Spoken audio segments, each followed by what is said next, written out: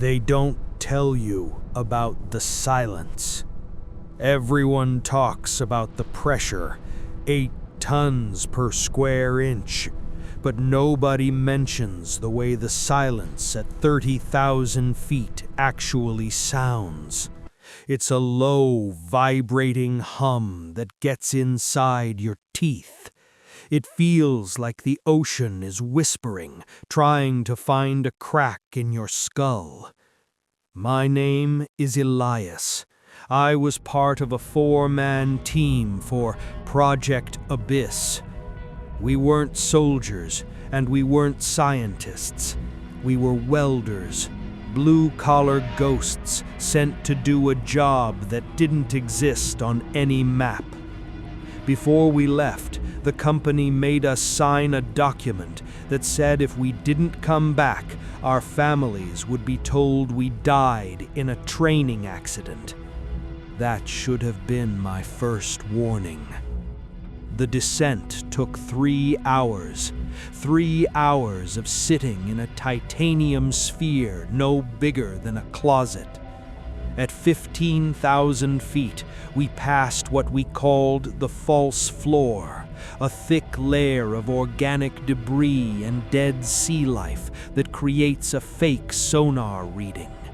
As we broke through it, the temperature inside the bell dropped 20 degrees instantly. My breath hitched, forming a thick mist on the glass. Miller was staring at the external camera feed. "Elias, the sea snow, it's moving upward," he said. He was right.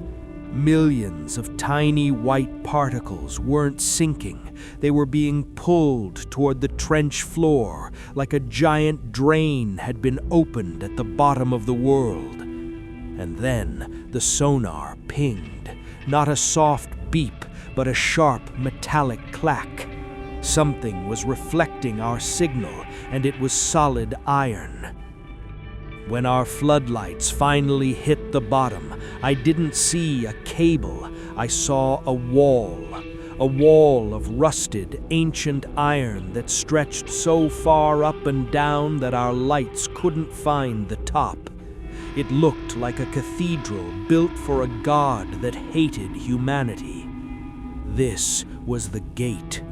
It wasn't built to keep us out. It was a seal. There were chains the size of freight ships wrapped around the hinges, but they weren't rusted. They were snapped, melted from the inside. As I stepped out in my pressurized suit to begin the repair, I felt a vibration through my boots. It wasn't the tectonic plates moving. It was a rhythm. 1, 2, 1, 2, like a heartbeat. I looked at the metal surface and saw thousands of handprints, tiny, human-sized handprints burned into the iron. But we were the first humans here, weren't we? I reached for my welding torch, but the gas wouldn't ignite. The oxygen in the area felt heavy. That's when the radio static changed. It wasn't white noise anymore. It was a melody, a soft, distorted lullaby. And then a voice came through, clearer than Miller's. It was my daughter's voice. She was 7 states away, tucked in her bed. "Daddy, it's cold under the bed. Can I come in?" My heart stopped. I turned my headlamp toward the dark abyss behind me. Something was floating there, a shape. It looked like a person, but the limbs were too long, bending in ways that would break a human frame. Its skin was translucent, showing black veins, pumping dark ink. It wasn't swimming, it was walking on the water. Miller started screaming over the comms. "Elias, get back in! The gate is breathing! It's breathing!"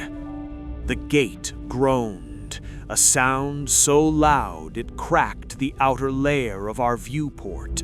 A thin line of darkness, blacker than the surrounding ocean, began to bleed out from the center seam. And then the eye opened. It wasn't an animal's eye. It was a portal of pale, milky light. Looking into it felt like falling forever. I saw every mistake I'd ever made, every fear I'd ever buried. The hand, pale, wet, and multi-jointed, slid through the gap and gripped the edge of the iron door. The metal screamed as it was bent like paper. I lunged for the diving bell, my suit's thrusters screaming. I barely made it inside before Miller slammed the hatch.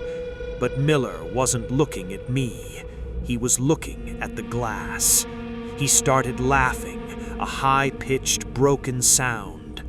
"They're not coming for us, Elias. They're coming for the air. They've been under high pressure for so long. They want to feel light."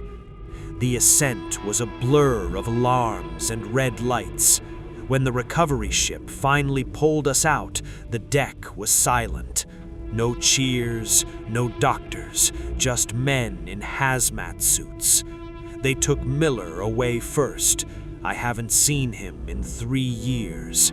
The official report says he suffered from nitrogen narcosis and acute psychosis.